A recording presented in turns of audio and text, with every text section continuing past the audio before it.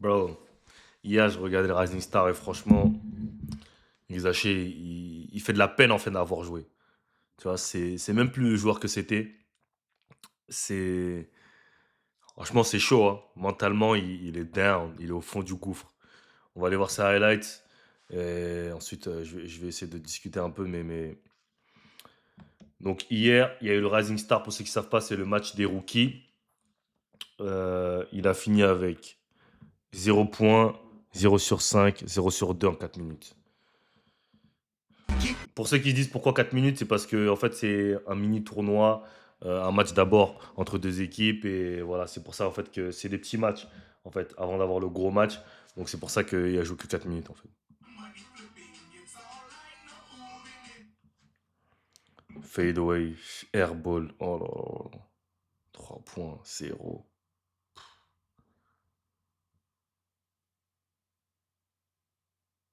Bro,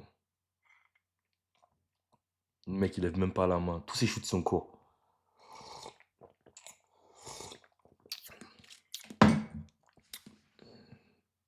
Tu vois, il est dans l'hésitation. Moi c'est ça qui me tuait.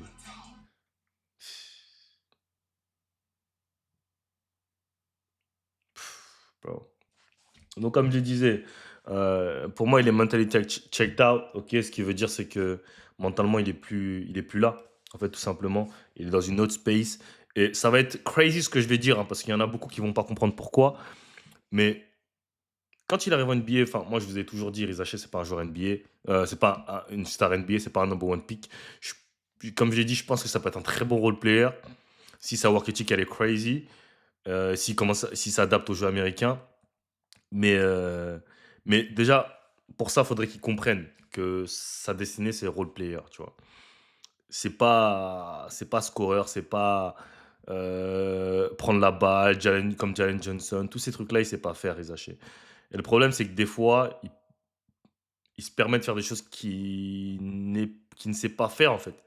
Tu vois, par le simple fait qu'il ne sait pas, qu'il sait pas faire ces choses-là. Et le problème, c'est que maintenant, il arrive à un point où il a même plus de confiance. C'est-à-dire même les choses simples qu'il sait faire, il sait plus les faire.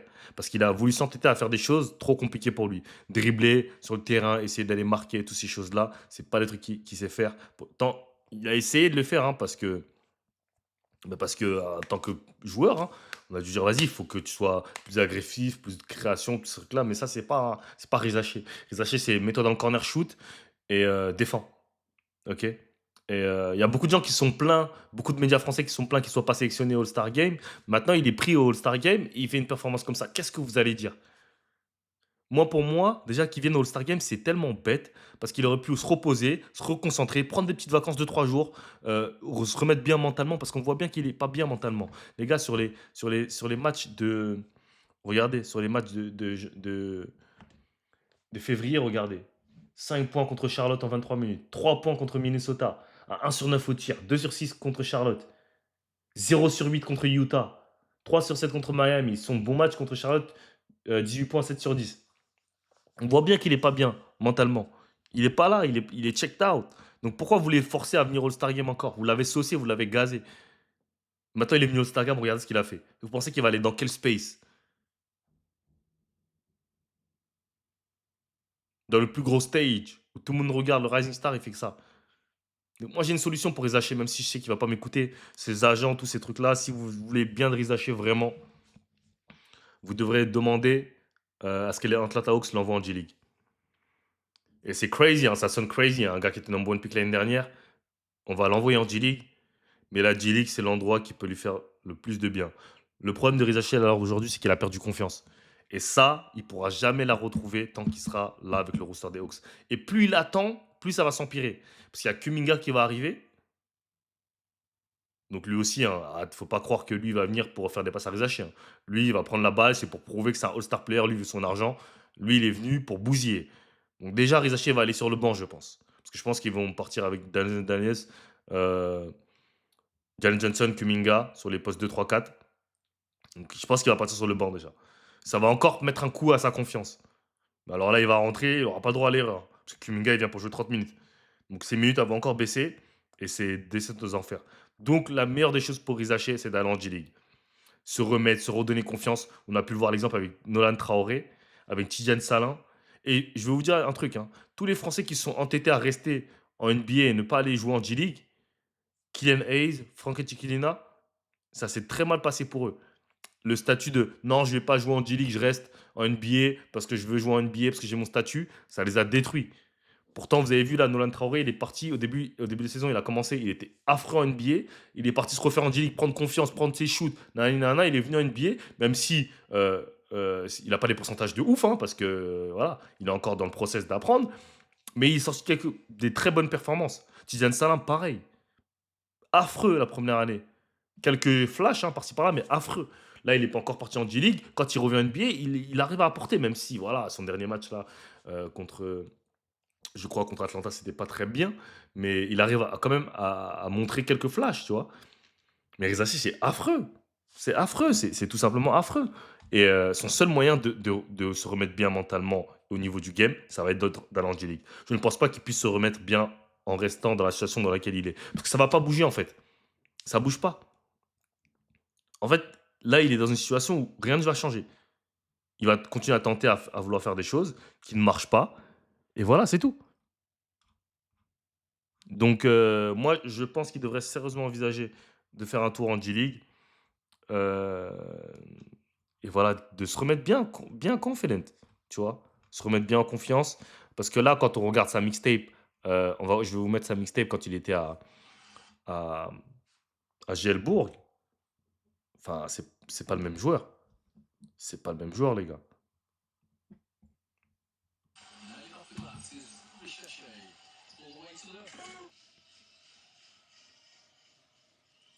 Tu vois, cette agressivité-là. Après, oui, il y en a qui vont dire oui, mais c'est normal, c'est la proie, ça n'a rien à voir avec les athlètes NBA, il ne peut pas dépasser les athlètes NBA. Même lui, il l'a dit, hein.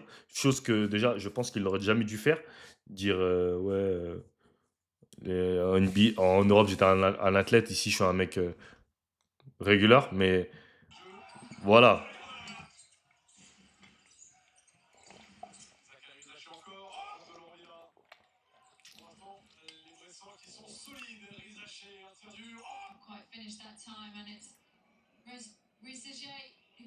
Tu vois, ça, il est même plus capable. Après, ça, il est pas capable de le faire en NBA, hein. C'est mort. Genre, à chaque fois qu'il l'a fait deux, trois fois, là, j'ai vu des matchs récents. Il se fait prendre la balle. Quand il va aller en contre-attaque pour faire une décision et tout, il n'arrive pas. Genre, c'est compliqué. Il a plus confiance en fait. Il est tout le temps dans l'hésitation. Et en NBA, c'est un jeu tellement rapide, tellement instinctif que si tu hésites, t'es mort. En NBA, en fait, t'as pas le temps d'hésiter. Quand tu veux prendre une décision, il faut la prendre. Et quand tu joues avec l'hésitation, c'est mort. Parce que c'est le manque de confiance qui crée ça. C'est pour ça que je dis, pour regagner confiance, pour moi, il faut qu'il ait en G-League. Bah, je sais que vous ne serez pas d'accord dans les commentaires, hein, mais pour moi, s'il fait pas ça, c'est mort. Et faut savoir que l'année prochaine, c'est l'année de l'extension. Là, comme c'est parti, je ne pense pas qu'Atlanta enfin, ont même enfin, je pense même pas qu'ils dans leur tête, ils vont prolonger les achats. Genre dans leur tête, c'est impensable. Donc c'est crazy, hein. C'est je pense que le fait qu'ils trade pour Kuminga, c'est une preuve que ils ont un peu rien à foutre de Riz Haché, hein, clairement. OK? Likez, commentez, abonnez-vous. Le vlog, premier vlog des États-Unis drop demain, donc dimanche à 18h. Donc je vous attends tous branchés à 18h demain. Likez, commentez, abonnez à Maher.